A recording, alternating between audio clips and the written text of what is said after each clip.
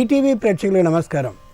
శుభమస్తు కార్యక్రమంలో ఈరోజు గ్రహఫలం అంశానికి స్వాగతం.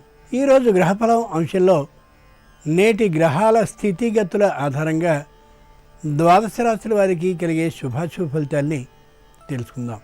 ఈరోజు బుధవారం, అందున ఏకాదశి.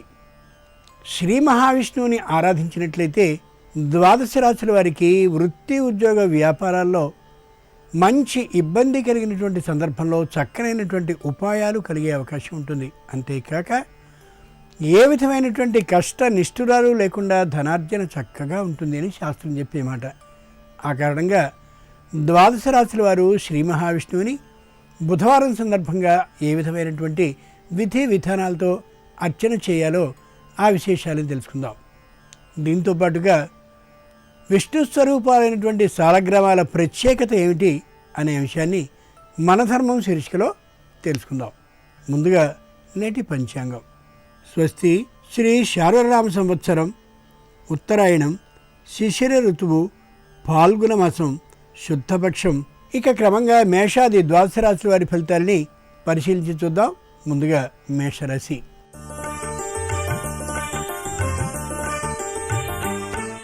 ఈరోజు మేషరాశి వారి ఫలితాలని పరిశీలించి చూస్తే ఆర్థికమైనటువంటి ప్రణాళికను ఒకదాన్ని వేసుకుని దానికి అనుగుణంగానే లావాదేవీల్ని సాగించాల్సి ఉంటుంది.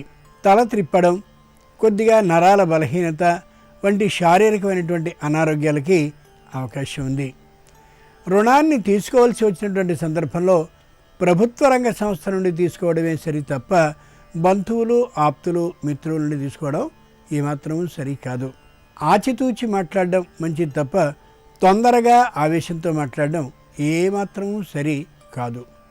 వైద్యులు ఈ రోజున ఏదైనా కేసుని కానీ చేపట్టవలసి వస్తే అతి ముఖ్యమైనది, చేయగలిగింది అయినటువంటి సందర్భంలో మాత్రమే స్వీకరించడం అవసరం. వృత్తి, వ్యాపారాలు చేసేటటువంటి వారు ధనార్జన మాత్రమే దృష్టిగా కాకుండా చక్కగా వ్యాపారం సాగాలనే అభిప్రాయంతో కొద్ది మూల్యాన్ని అటు ఇటు చేసుకుని అమ్ముకుని మంచి వ్యాపారాన్ని చేసుకోవడం చాలా చాలా ఉత్తమం. ఈరోజు మేషరాశి వారి అదృష్ట సంఖ్య 5. ధరించవలసిన దుస్తుల రంగు తెలుపు. స్మార్త ఏకాదశి సందర్భంగా మేషరాశి వారు గులాబీలతో శ్రీ మహావిష్ణువుని అర్చించినట్లయితే వృత్తిపరమైన సమస్యలు తొలగిపోతాయి.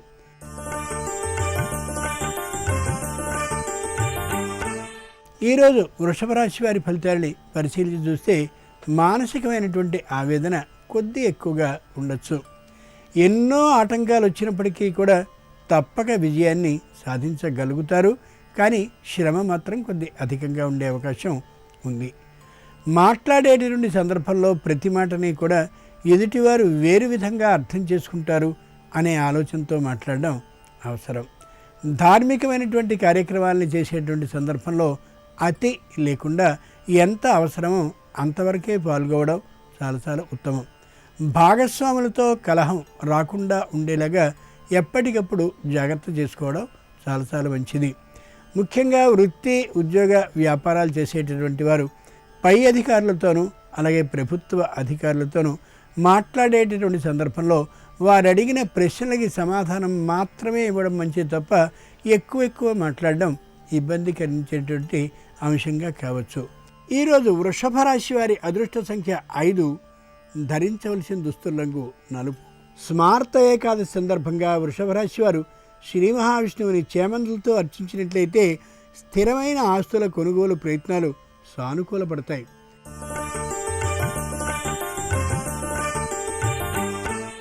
ఈరోజు మిథున రాశి వారి ఫలితాలని పరిశీలించి చూస్తే వృత్తి, ఉద్యోగాలు చాలా చక్కగా ఉంటాయి. అధికారులు ఏ విధమైనటువంటి ఆగ్రహభావము లేకుండా దగ్గరికి తీస్తారు ఉద్యోగులందరినీ కూడా. చనువు ఎక్కువగా చేసుకోవడం ఏమాత్రమో మంచిది కాదు. మహిళలు మాట్లాడేటువంటి సందర్భంలో ఆచి తూచి మాట్లాడుతూ ప్రతి కార్యాన్ని కూడా సక్రమంగా పూర్తి చేయగలుగుతారు. కాంట్రాక్టర్లకి, ఇంజనీర్లకి రావాల్సినటువంటి సొమ్ము పూర్తిగా రాకపోయినప్పటికీ కూడా సకాలంలో కొంత వచ్చేటువంటి అవకాశం బాగా కనిపిస్తోంది. ముఖ్యంగా పారిశ్రామిక, కార్మిక రంగానికి చెందినటువంటి వారు చేసేటటువంటి ప్రతి పనిని కూడా సరైనటువంటి భద్రతా ప్రమాణాలని పాటిస్తూ చేసుకోవడం చాలా చాలా అవసరం. అధికారులతో మాట్లాడేటువంటి సందర్భంలోనూ అలాగే విద్యుత్ పరికరాలతో పనిని చేసేటువంటి సందర్భంలోనూ తగు జాగ్రత్తల్ని పాటించడం ఎంతైనా అవసరం. ఈరోజు మిథున రాశి వారి అదృష్ట సంఖ్య 7. ధరించవలసిన దుస్తుల రంగు పసుపు పచ్చన. స్మార్త ఏకాదశి సందర్భంగా మిథున రాశి వారు శ్రీ మహావిష్ణువుని పారిజాతాలతో అర్చించినట్లయితే ఉద్యోగపరమైనటువంటి ఒత్తిళ్లు తొలగిపోతాయి.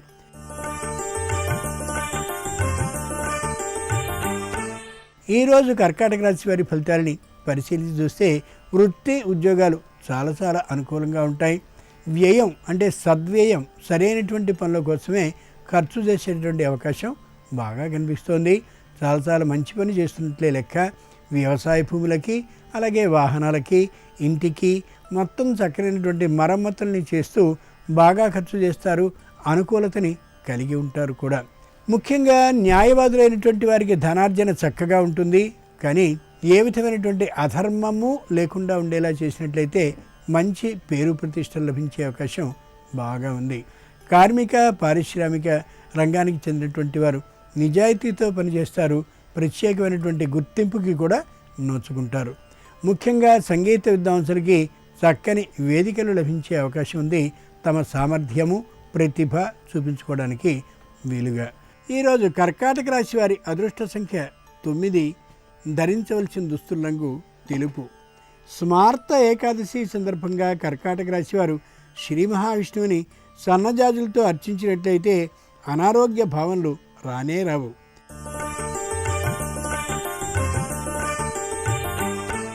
ఈరోజు సింహరాశి వారి ఫలితాలని పరిశీలించి చూస్తే ఒకప్పుడు చేసినటువంటి తప్పుల్ని తెలిసో తెలియకో మళ్ళీ చేసేటువంటి విధానం గోచరిస్తోంది. అకస్మాత్తు ప్రయాణాలు చేస్తూ ఉండడం వల్ల శారీరకమైనటువంటి శ్రమకి బాగా గురయ్యే అవకాశం ఉంది. వ్యాపారాన్ని చేసేటటువంటి సందర్భంలో మెళకువలు తెలియచ్చు, కానీ విపరీతమైనటువంటి మెళకువలతో వ్యాపారాన్ని చేయడం వల్ల సంఘంలో గుర్తింపు తగ్గే అవకాశం వస్తుందని గ్రహించుకోగలగాలి. ఉద్యోగాన్ని చేస్తూ ఉండేటటువంటి వారు ధార్మికమైనటువంటి విధానంలో చేయడం మంచిది తప్ప అత్యాశా విధానానికి వెళ్ళినట్టయితే కొన్ని చిక్కుల్ని ఎదుర్కోవాల్సి రావచ్చు. తెలుసున్నటువంటి పెద్దలు ఉన్నారు కదా అనే అభిప్రాయంతో అందరికీ కూడా సహాయ సహకారాలు అందించాలని ప్రయత్నించినట్లయితే కొద్ది ఇబ్బంది కలిగే అవకాశం ఉంది. ధాన్యం వ్యాపారం చేసేటటువంటి వారికి చక్కని ఆదాయం ఉంది. అలాగే అంటే నువ్వుల నూనె వ్యాపారం చేసేటటువంటి వారికి కూడా మంచి ఆదాయం కలిగే అవకాశం బాగా ఉంది. ఈరోజు సింహరాశి వారి అదృష్ట సంఖ్య 1. ధరించవలసిన దుస్తుల రంగు ఆకుపచ్చన.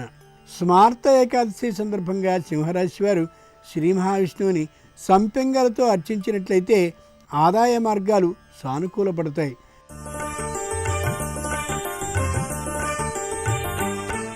ఈరోజు కన్యారాశి వారి ఫలితాలని పరిశీలించి చూస్తే మాట పడే అవకాశం హెచ్చుగా కనిపిస్తోంది. కాబట్టి అవసరమైనంత మేరకే మాట్లాడడం చాలా అవసరం. వృత్తి వ్యాపారాలను చేసేటటువంటి వారు ధనార్జనే కేవలం దృష్టిలో పెట్టుకుని వ్యాపారం చేయడం కాకుండా అందరితోనూ వినియోగదారులతో కలుపుకోలుగా ఉన్నట్టయితే వ్యాపారం పెరిగే అవకాశం బాగా ఉంది. మహిళలు ఆర్థికమైనటువంటి ప్రణాళికల్ని పాటించి సరైనటువంటి తీరులోనే ఖర్చు చేస్తూ ఉండేటటువంటి కారణంగా ఆర్థికమైనటువంటి లోటు ఏమాత్రం ఉండదు. దూరభార ప్రయాణాలని చేయవలసి వస్తే శారీరకమైనటువంటి శ్రమకి తట్టుకోగలిగినప్పుడు మాత్రమే ప్రయాణం చేయడం ఎంతైనా అవసరం. కాంట్రాక్టర్లకి ఇంజనీర్లకి పెట్టుబడి పెట్టవలసినటువంటి అవసరాలు బాగా పెరుగుతాయి. ఆర్థికమైనటువంటి తాత్కాలికమైన లోటు లభించే అవకాశం ఉంది. మొగమాటం లేకుండా ఇవ్వవలసినటువంటి వారిని అడిగి తీసుకోవడం చాలా అవసరం. ఆ మీదటే పని ప్రారంభించడం వల్ల నష్టమేమీ కలగదు. ఈరోజు కన్యారాశి వారి అదృష్ట సంఖ్య 6. ధరించవలసిన దుస్తుల రంగు ఎరుపు. స్మార్త ఏకాదశి సందర్భంగా కన్యారాశి వారు శ్రీ మహావిష్ణువుని కనకాంబరాలతో అర్చించినట్లయితే రుణ సమస్యలు క్రమంగా తొలగిపోతూ ఉంటాయి.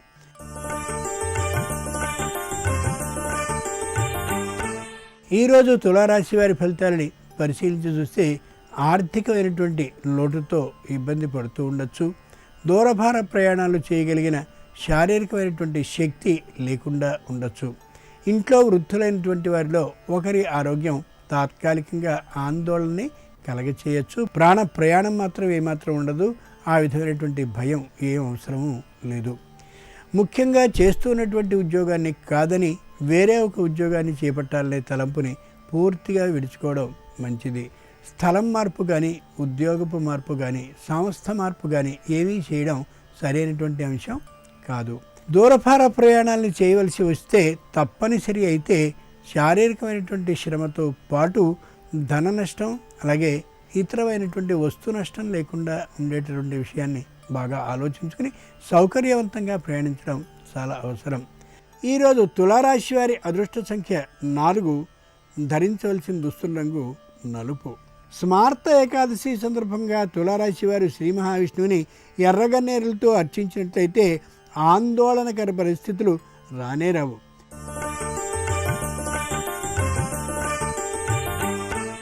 ఈరోజు వృశ్చిక రాశి వారి ఫలితాలని పరిశీలించి చూస్తే మంచి గుండె ధైర్యంతో ఉంటారు.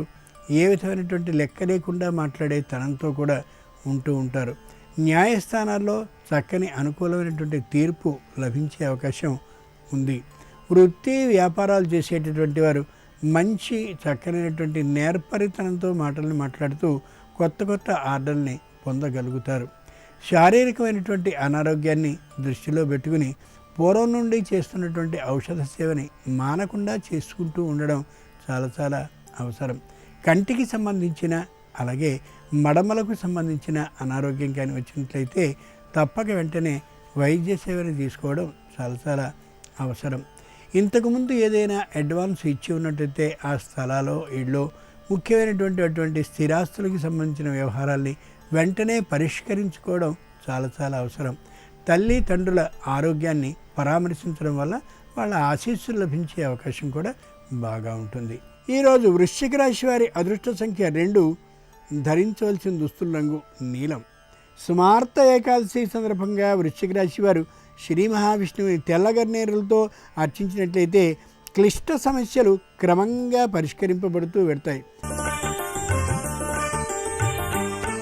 ఈరోజు ధనురాశి వారి ఫలితాలని పరిశీలించి చూస్తే ప్రతిదీ నాకు తెలుసు అనేటువంటి అహంకార భావంతో ఉంటారు.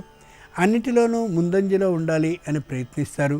చదువుతున్నటువంటి చదువు మధ్యలో తాత్కాలికమైనటువంటి విఘ్నం కారణంగా ఆగిపోయే అవకాశం ఉంది.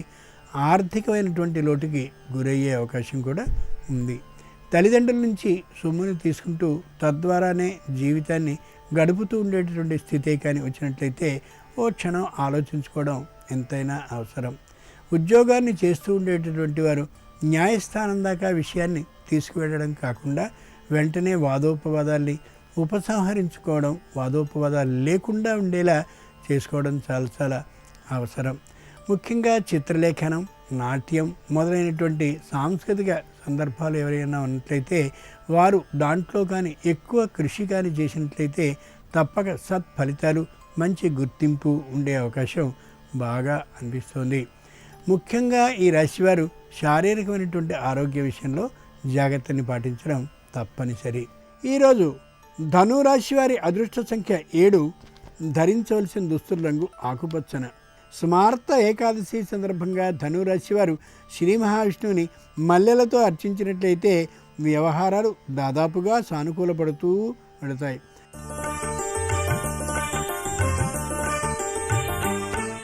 ఈరోజు మకర రాశి వారి ఫలితాలని పరిశీలించి చూస్తే ఆదాయం చక్కగా ఉంటుంది. వ్యాపారం చేస్తూ ఉండేటటువంటి వారికి, వైద్యులైనటువంటి వారికి ఆదాయం బాగా ఉన్నప్పటికీ కూడా చిన్న మాట పడవలసిన అవసరం వస్తుంది. కాబట్టి సరైనటువంటి కేసు అయినప్పుడు మాత్రమే తీసుకోవడం అవసరం. వ్యాపారంలో ఉల్లి మొదలైనటువంటి వ్యాపారం చేసేటటువంటి వారికి, పసుపు మొదలైన వ్యాపారం చేసేవారికి మంచి ఆదాయం లభించే అవకాశం ఉంది. కార్మిక, పారిశ్రామిక రంగానికి చెందినటువంటి వారు తమ దగ్గర పనిచేస్తూ ఉండేటువంటి ఉద్యోగుల్ని దాదాపు పుత్ర సమానులుగా కానీ చూసుకున్నట్లయితే ఇబ్బందులు రావు. లేని పక్షంలో మానసికంగా ఆందోళనకి గురికాక తప్పదు.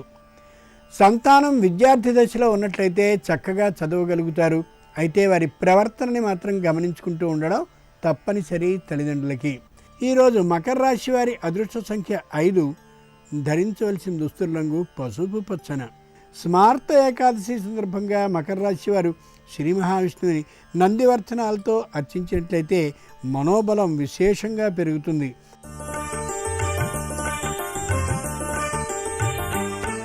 ఈరోజు కుంభరాశి వారి ఫలితాలని పరిశీలించి చూస్తే మానసికమైనటువంటి ఆనందంతో ఉంటారు. కుటుంబం అంతా సంతోషపూర్వకమైనటువంటి వాతావరణంలో గడుస్తూ ఉంటుంది. దూరభార ప్రయాణాలను చేయవలసిన అవసరం అకస్మాత్తుగా వచ్చే అవకాశం ఉంది. అయితే దుర్వార్త కారణంగా మాత్రం కానే కాదు. వివాహాలకి సంబంధించినటువంటి చర్చలు చక్కగా ఫలించే అవకాశం ఉంది.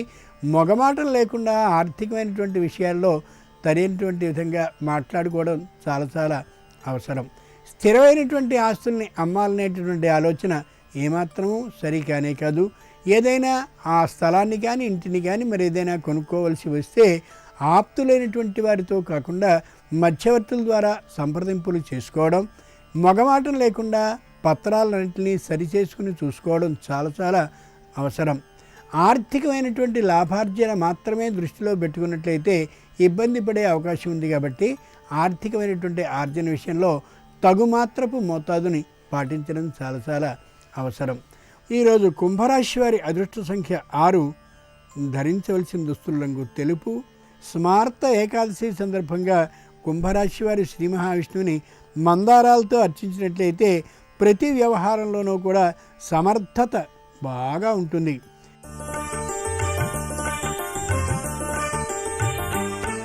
ఈరోజు మీనరాశి వారి ఫలితాలని పరిశీలించి చూస్తే పిల్లలే తమ ప్రాణంగా భావిస్తూ తల్లిదండ్రులు ఉంటారు. వారి చదువు విషయంలో ఎనలేని శ్రద్ధ తీసుకుంటూ విసుగు, చిరాకు, కోపం, పట్టుదల, ఆగ్రహం అన్నీ కలిగి ఉంటారు. ఇదంతా కూడా సంతానం గమనించలేకపోవచ్చు. కాబట్టి ఒకరు కోప్పడుతూ ఉంటే ఒకరు జాగ్రత్త చేస్తూ ఉండడం చాలా చాలా మంచిది.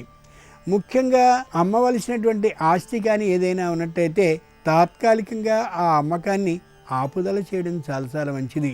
కొనుగోళ్లు ఈ రోజుకి ఏమాత్రము సరికానే కావు.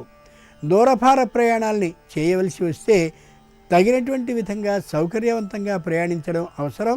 అవకాశం ఉన్నంతలో మానుకోవడం చాలా చాలా మంచిది.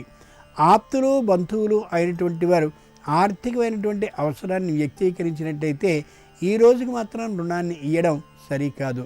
పాత బకాయిలు చక్కగా వసూలయ్యేటువంటి అవకాశం ఉంది. నిదానంగా మాట్లాడి పరిష్కరించుకోవడం చాలా చాలా మంచిది. ఈరోజు మీనరాశి వారి అదృష్ట సంఖ్య 8.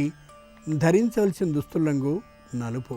స్మార్త ఏకాదశి సందర్భంగా మీనరాశి వారు శ్రీ మహావిష్ణువుని సువర్ణ గన్నేరు పుష్పాలతో అర్చించినట్టయితే శుభకార్య ప్రయత్నాలు అన్నీ కూడా జయ విధానంతో నడుస్తాయి.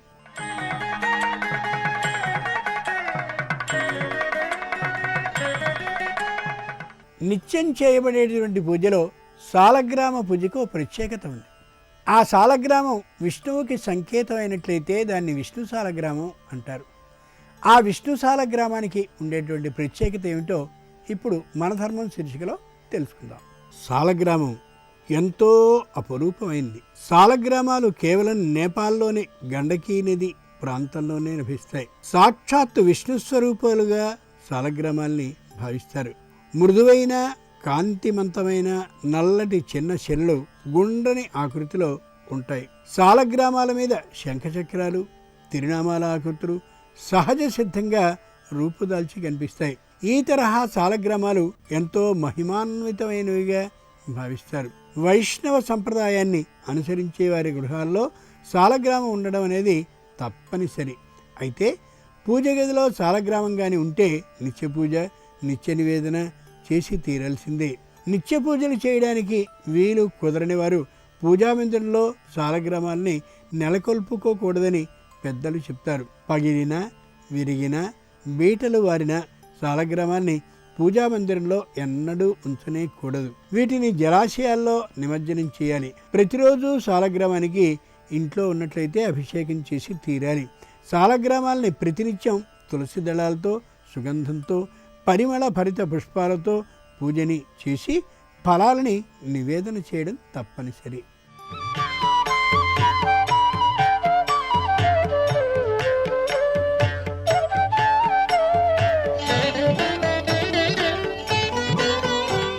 శుభమస్తు కార్యక్రమంలో గృహబలం అంశానికి స్వాగతం. మానవ జీవితానికి వాస్తు అనేది చుక్కాని వంటిది. ఈ యొక్క జీవన గమనంలో తెలిసి తెలియక గృహ నిర్మాణం చేసిన తరువాత ఏదైనా సరే దిశల రీత్యా దోషం కనుక ఉన్నట్లయితే వాస్తుపరంగా జ్యోతిష్యపరంగా ఆ దిశల యొక్క ప్రభావరీత్యా సంభవించినటువంటి దోషాలను ఏ విధంగా నివారణ చేయవచ్చో మనకు మహర్షులు తెలియజేశారు. వాటిని గనక ఆచరించినట్లయితే చక్కటి జీవన విధానాన్ని కొనసాగించడానికి ఆస్కారం ఎంతగానో ఉంటుంది సుమ. దక్షిణ దిశలో వాస్తు దోషం ఉన్నట్లయితే ఏం చేయాలి? దిశల్లో దక్షిణ దిశ, దక్షిణ దిశ అనేటువంటిది భవనంలో దక్షిణ వైపు కట్టడం అనేటువంటిది తేలికగా ఉండరాదు, ఎత్తులో ఉండాలి. దక్షిణం వాలు కలిగి ఉండటం, భూగర్భ గృహం వంటివి కట్టడం అనేటువంటిది వాస్తుపరంగా దోషంగా చెప్తారు. దక్షిణ దిక్కు దోష నివారణ కోసం ఈ దిశకు అధిపతి ఎవరంటే కుజుడు. కుజుని యొక్క ఉపాసన కనుక ఎవరైతే చేస్తారో ఆ దక్షిణ దిశలో ఉండేటువంటి దోషాలన్నీ కూడా పోగొట్టుకోవటానికి ఆస్కారం ఎంతగానో ఉంటుంది సుమా. కుజ స్తోత్రాన్ని పఠించడం కానీ, అంగారక గాయత్రీ జపం యథాశక్తి చేయటం కానీ, లేకపోయినట్లయితే 108 సార్లు ఓం అంగారకాయ నమః అని చెప్పేసి ధ్యానించినా కూడా ఇంటి యజమాని దక్షిణ దిశలో ఉండేటువంటి వాస్తు దోషాన్ని పటాపంచలు చేయటానికి ఆస్కారం ఉంటుంది. అంతేకాకుండా దశ దిక్పాలకుల్లో దక్షిణ దిశ పాలకుడు యమధర్మరాజుగా మనకు శాస్త్రాలు చెప్పినాయి కాబట్టి అందుచేత యమ మంత్రం కూడా జపించాలి. ఓం యమాయ నమః అని చెప్పేసి. అంతేకాకుండా రాగి ఉంగరం ఉంది చూసారా, ఆ రాగి ఉంగరం మీరు తప్పనిసరిగా చూపుడు వేలికి ధరించండి. శుభముహూర్తంలో త్రిముఖి రుద్రాక్ష, రుద్రాక్షల్లో అద్వితీయమైన శక్తి తత్వం కలిగింది. బ్రహ్మ విష్ణు మహేశ్వర తత్వానికి నిదర్శనమైన త్రిముఖి రుద్రాక్ష. ఈ త్రిముఖి రుద్రాక్షను ఇంటి యజమాని గనక మెడలో గనక ధరించినట్లయితే మీ ఇంటి వాస్తురీత్యా దక్షిణ దిశలో ఉండేటువంటి దోషాలన్నీ తొలగిపోగొట్టుకోవటానికి ఆస్కారం ఎక్కువగా ఉంటుంది సుమా. శుభముహూర్తంలో కుజ యంత్రాన్ని పూజించి పూజాస్థలంలో ఉంచి యంత్ర సమక్షంలో యథాశక్తి కుజ మంత్రాన్ని పఠించటం సర్వవిధ శ్రేయోదాయకవంతమైన లక్షణాన్ని కలిగింపజేస్తుంది. దక్షిణ దిశలో ఏదైనా వాస్తుశాస్త్రరీత్యా గనక దోషాలు ఉన్నట్లయితే ఆ దోష నివృత్తి కోసం ఇటువంటి విధి విధానాన్ని పాటించాలి. సహజసిద్ధంగా దక్షిణ దిశలో కాంపౌండ్ వాల్ అనేటువంటిది అన్ని దిశల కన్నా ఎత్తులో ఉండాలి, లావుగా కూడా ఉండాలి. కాంపౌండ్ వాల్ కట్టేటప్పుడు కూడాను కొంచెం మందంగా దక్షిణ దిశ వైపు ఉన్న గోడ ఉండటం, ఎత్తులో కట్టడం సర్వశుభాన్ని చేకూరుస్తుంది. అలా కట్టకుండా దక్షిణం వైపు చాలా బాగా ఉత్తరం కన్నా స్థలం పెరిగి ఉన్నట్లయితే, లేక అక్కడ ఎత్తు తగ్గినట్లయితే ఇవన్నీ కూడాను దక్షిణ దిశలోని లోపాలుగా మనం గ్రహిస్తాం. ఈ లోపాల్ని సవరించుకోవటానికి జ్యోతిష్యపరంగా వాస్తుశాస్త్ర రీత్యా ఇటువంటి కుజ యంత్రాన్ని స్థాపింపజేసుకోవటం, కుజ మంత్రాన్ని పఠించడం ఇంటి యజమాని ఆచరించవలసినటువంటి ముఖ్య సూత్ర ప్రాతిపదికగా గ్రహించాలి. అందుచేతనే దిశానాథుల యొక్క ప్రభావం ఇంటిపైన ఎల్లప్పుడూ కూడా పనిచేస్తూనే ఉంటుంది. దశ బాగుంటే దిశ తిరుగుతుందయా అంటారు. దశానాథుడి యొక్క ప్రభావం బాగుండాలి ప్రతి ఇంటికి కూడా. అందుచేతనే ఈ విధి విధానాన్ని ప్రతి ఒక్కరూ కూడాను వారి వారి యొక్క గృహ నిర్మాణంలో జరిగినటువంటి దోష ప్రభావాల్ని అంచనా వేసుకొని గనక పాటించినట్లయితే సత్వరమే చక్కటి యోగవంతమైన ప్రభావాన్ని చవిచూడటానికి ఆస్కారం ఉంటుంది. మరికొన్ని ముఖ్య విషయాలు రేపటి శుభమస్తు కార్యక్రమంలోని గృహబల అంశంలో తెలుసుకుందామా? మరి సర్వే జనాః సుఖినో భవంతు.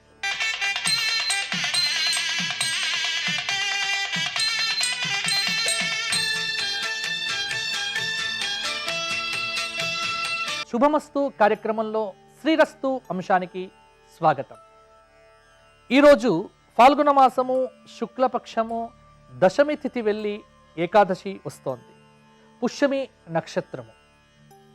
ఈ రోజుకు ఒక ప్రత్యేకత ఉంది. ఫాల్గుణ మాసంలో వచ్చేటువంటి శుక్లపక్ష ఏకాదశిని ఆమలకైకాదశి అంటారు. అంటే ఈ రోజున ఉసిరికాయ దానం చేసిన, ఉసిరికాయను ఏకాదశి విష్ణువుకు ప్రీతిగా నివేదన చేసి ప్రసాదంగా తీసుకున్న అనంతమైనటువంటి పుణ్య ఫలితం వస్తుంది అని ఆమలక దానం అనేటువంటిది ప్రత్యేకంగా చెప్పారు. కాబట్టి ఆమలక ఏకాదశి అని ఈ ఏకాదశికి పేరు. ఈ ఏకాదశికి సంబంధమైనటువంటి కథ కూడా మనకు పద్మపురాణంలో కనిపిస్తుంది. ఈ రోజున స్మార్తులకు ఏకాదశి.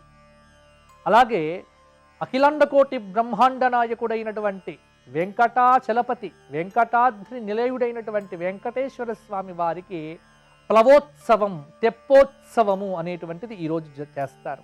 స్వామి పుష్కరునిలో స్వామివారి యొక్క తెప్పోత్సవ విహారం అనేటువంటిది ఈరోజు, అంటే ప్రతి సంవత్సరం వార్షిక ప్లవోత్సవాలు అంటారు ఇవన్నీ కూడా. అలాగే ధర్మపురిలో కూడా లక్ష్మీ నరసింహస్వామి వారికి కళ్యాణ మహోత్సవ సంరంభము ఆరంభమవుతుంది ఈ రోజున. కాబట్టి అనేకమైనటువంటి ఆలయాల్లో అద్భుతమైనటువంటి ఉత్సవాదులు ఈ ఫాల్గుణ మాసంలో వచ్చేటువంటి దశమి ఏకాదశుల్లో చేస్తారు. అందుకే ఈ రోజున లక్ష్మీ నరసింహ కరావలంబ స్తోత్రము, వెంకటేశ్వర వజ్రకవచ స్తోత్ర పారాయణాదులు చెయ్యటము, అలాగే పుష్యమి నక్షత్రం అనేటువంటిది రావటం చేత శ్రీరామ పట్టాభిషేక సర్గ మొదలైనటువంటివి పారాయణం చేయటం కూడా అనంతమైనటువంటి పుణ్య ఫలితమును మనకు ఇవ్వడం జరుగుతుంది.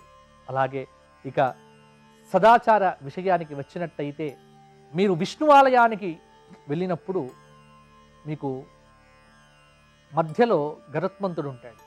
గరుత్మంతుడికి నమస్కారం చేయకుండా విష్ణు ఆలయం లోపలికి వెళ్ళకూడదు. ఒకవేళ మీరు శివాలయంలోకి వెళ్ళినప్పుడు మధ్యలో నందీశ్వరుడు ఉంటాడు. నందీశ్వరుడికి నమస్కారం చెయ్యకుండగా శివలింగ దర్శనం చెయ్యకూడదు.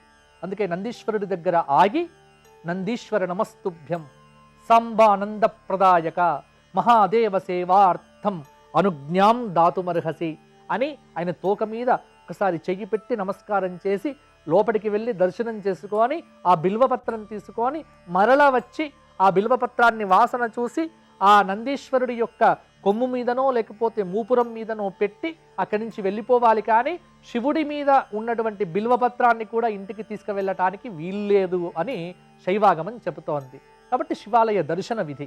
అలాగే విష్ణువాలయంలో గరుత్మంతుల వారికి నమస్కారం చెయ్యాలి. అలాగే రామాలయానికి వెళ్తే ఆంజనేయ స్వామి వారికి నమస్కారం చెయ్యాలి అని ఆగమశాస్త్ర దర్శన పద్ధతి మనకు చెబుతూ ఉన్నది.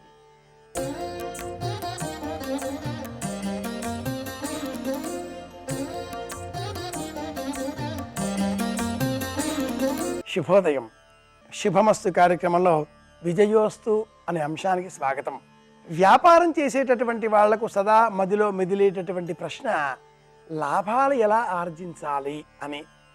అలాగే వ్యాపారస్తులకు కలిగే రెండవ ప్రశ్న నష్టాలు ఎలా తగ్గుముఖం పడతాయి అని. రెండింటికి సంబంధం ఉంది, కానీ రెండు వేరే వేరే ప్రశ్నలు అవుతాయి. మనకు లాభాలు కావాలి అంటే మనం ఏ వస్తువులనైతే ఉత్పత్తి చేస్తూ ఉంటామో ఈ వస్తువులను వినియోగించేటటువంటి వినియోగదారుల సంఖ్య పెరగాలి.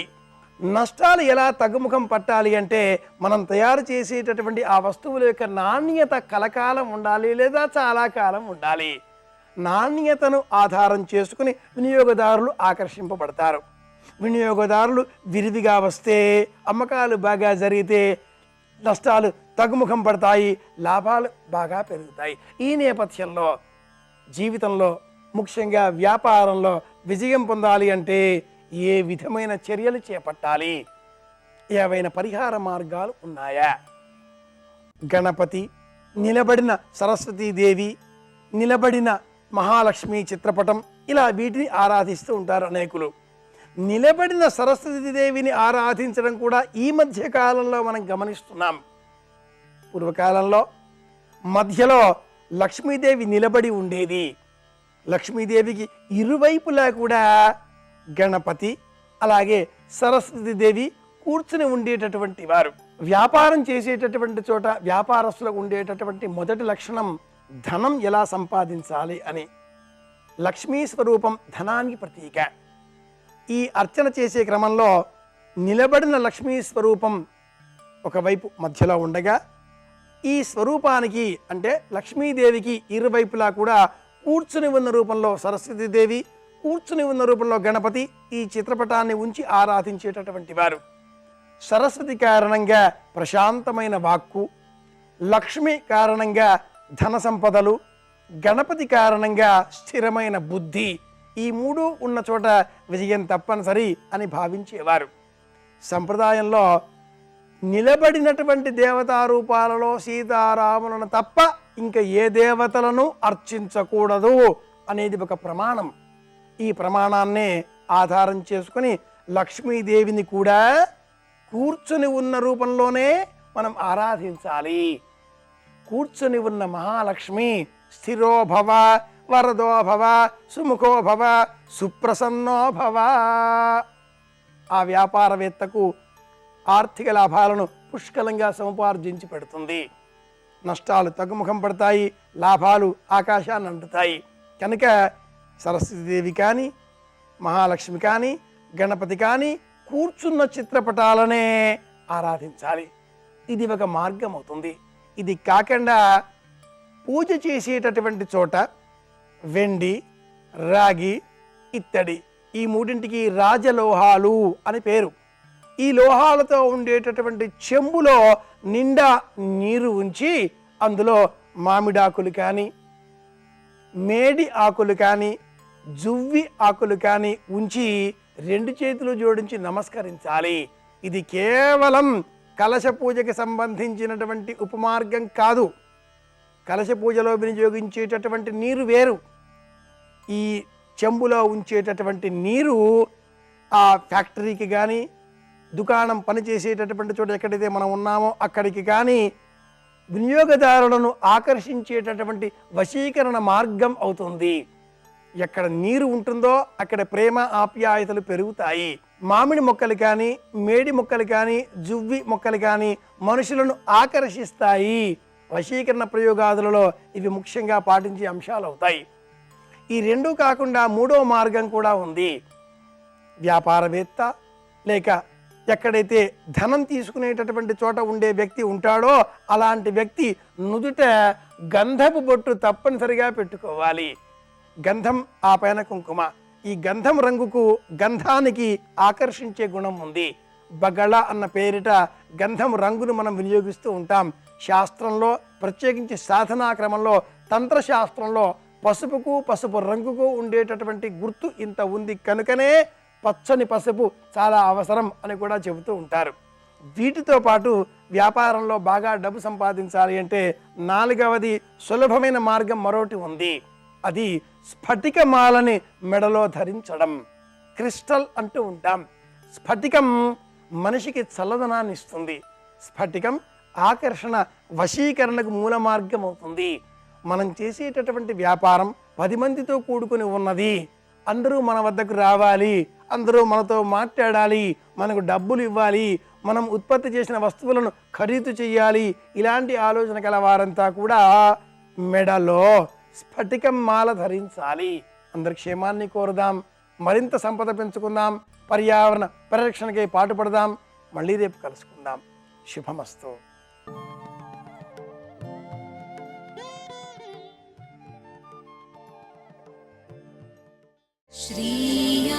श्रीयाञ्जनेयं प्रसन्नाञ्जनेयं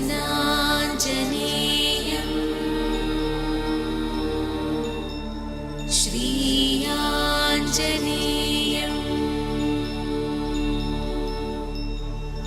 प्रसन्नाञ्जनेयम् शेपुरेनं रघुश्रेष्ठा नाति क्रुद्धाति मन्यवः యదా తే స్మర్యతే కీర్తి తథా తే వర్ధతే బలం. మళ్ళీ ఎప్పుడు ఈయన్ని స్తోత్రం చేస్తారో, ఈయనకి ఇచ్చినటువంటి శాపాన్ని చెప్తారో, ఎప్పుడు ఈయన బలాన్ని ఈయనకి జ్ఞాపకం చేస్తారో అప్పుడు ఆయన బలం ఆయనకి వచ్చేస్తుంది. అగస్త్యుడు ఉత్తరకాండలో రామచంద్రమూర్తితో మాట్లాడుతున్నాడు. అడిగాడు కదూ రామచంద్రమూర్తి, మరి హనుమ యొక్క ప్రభువైనటువంటి సుగ్రీవుడి అన్నగారైన వాలి చేత తరమబడుతూ భూమండలమంతా తిరుగుతున్నా వాలి కన్నా రావణాసురుడి కన్నా బలవంతుడైనటువంటి హనుమ వాలిని ఎందుకు నిగ్రహించలేదు? ఇది రామచంద్రమూర్తి ప్రశ్న. దానికి అగస్త్య మహర్షి జవాబు చెప్పి అన్నారు, తెలియదు హనుమకి తన బలం తనకి తెలియదు కాబట్టి నేను వాలిని నిగ్రహించగలను అని తెలియక సుగ్రీవుడు పారిపోతుంటే ఆయన వెంట తాను కూడా పారిపోయాడు తప్ప తాను రక్షించే ప్రయత్నం చెయ్యలేదు. కానీ ఎప్పుడు మళ్ళీ తెలిసింది హనుమకి తన బలం తనకి అంటే సుందరకాండ ప్రారంభంలో, కిష్కింధకాండ చిట్ట చివర్లో సముద్రాన్ని దాటవలసి వచ్చినప్పుడు వానరములన్నీ వెళ్ళి ఆ సముద్రపు ఒడ్డున కూర్చున్నాయి. దక్షిణ తీరంలో లంకకి చేరాలి, ఉత్తర తీరంలో కూర్చునున్నారు వానరులందరూ. కొన్ని లక్షల వానరములు కూర్చునున్నాయి. ఎదురుగుండా 100 యోజనముల సముద్రం కనపడుతోంది. నేను దాటగలనన్నవాడు మాత్రం కనపడలేదు. 10 యోజనములు, 20 యోజనములు, 30 యోజనములు, 90 యోజనములు వెడతానన్నవాడే తప్ప 100 యోజనములు దాటి వెళ్ళగలనన్నవాడు లేడు. యువరాజు అంగదుడు లేచి అన్నాడు, నేను 100 యోజనముల సముద్రాన్ని గడచి వెళ్ళగలను, కానీ మళ్ళీ తిరిగి రాగలనో లేనో నమ్మకం లేదన్నాడు. కాబట్టి ఇప్పుడు 100 యోజనముల సముద్రాన్ని దాటి ఆవలి ఒడ్డుకి కాంచనలంకలో ప్రవేశించి మళ్ళీ క్షేమంగా తిరిగి రాగలిగినటువంటి జవసత్వములున్నవాడు లేడు. అందరూ చతికిలబడి కూర్చున్నారు. తన బలం తనకి జ్ఞాపకం లేదు కాబట్టి హనుమ కూడా కూర్చున్నారు. అప్పుడు జాంబవంతుడు లేచాడు. జాంబవంతుడు చతుర్ముఖ బ్రహ్మగారు ఆవలిస్తే వచ్చినవాడు. అందుకని ఆయనది దీర్ఘాయుష్మంతుడు. అందుకే మీకు ద్వాపర యుగంలో కూడా కనపడతాడు. ద్వాపర యుగంలో కూడా వినాయక చవితి వ్రతకల్పంలో శ్రీకృష్ణ భగవానుడితో యుద్ధం చేస్తాడు. ఆ జాంబవంతుడు లేచి ఒక మాట అన్నాడు, నాయనా హనుమా, నీ బలాన్ని నువ్వు మరిచిపోయావు, నీ బలం నీకు జ్ఞాపకం లేదు. ఒకానొకప్పుడు శ్రీ మహావిష్ణువు వామనమూర్తిగా వచ్చి బలిచక్రవర్తి దగ్గర 3 అడుగులు దానం అడిగారు. ఇచ్చాను, నీకు కావలసిన భూమిని తీసుకో, కొలుచుకో అన్నాడు బలిచక్రవర్తి. వెంటనే ఆ చిన్న పిల్లవాడిగా వచ్చినటువంటి వామనమూర్తి తన యొక్క పాదముల చేత 3 అడుగుల భూమిని కొలవడం కోసమని ఒక పాదంతో ఈ భూమిని అంతటినీ కొలిచాడు, ఒక పాదంతో ఆకాశాన్నంతటినీ కొలిచాడు. 3వ అడుగు ఎక్కడ పెట్టను అన్నాడు. అప్పుడు ఇంతంతైవటుడు ఇంతయై మరియు తానింతై అభోవీధిపై అంతైతో ఇదమండలగ్రమున కల్లంతై ప్రభారాశిపై అంతై చంద్రునకంతయై ధ్రువునిపై అంతై మహర్వాటిపై అంతై సత్యపదోన్నతుండగుచు బ్రహ్మాండాంత సంబద్ధి అయి అంత పెరిగిపోయినటువంటి ఆ త్రివిక్రమ స్వరూపంతో పాటుగా అరణ్యములతో పర్వతములతో ఉన్నటువంటి ఈ భూమికంతటికి 21 మార్లు ప్రదక్షిణం చేశాను హనుమ. జాంబవంతుడు చెప్తున్నాడు. కానీ ఇప్పుడు ఓపిక లేదు, వెళ్ళలేను. నువ్వు సామాన్యుడివి కావు, కారణజన్ముడివి. నీ తల్లి ఒక అప్సర స్త్రీ, పుంజకస్థల. శాపవశాత్తు ఈ భూమి మీద అంజనాదేవి అన్న పేరుతో పుట్టింది. ఆమె నీ తండ్రి అయినటువంటి కేసరి యొక్క భార్య. వాయుదేవుడు ఔరసపుత్రుడిగా కేసరికి క్షేత్రజునిగా అనుగ్రహించాడు నిన్ను. అప్పుడు పుట్టినటువంటి కారణజన్ముడివి. పుడుతూనే శిశురూపంలో ఆకలిగొని ఉదయిస్తున్న సూర్యబింబాన్ని పండనుకొని పట్టుకోవడానికి వెళ్ళి ఇంద్రుని యొక్క వజ్రాయుధం చేత కొట్టబడి ఎడమదవడ విరిగి కింద పడితే విరిగిన దవడ కలిగిన వాడివి కనుక హనుమ అని పేరు పొందావు.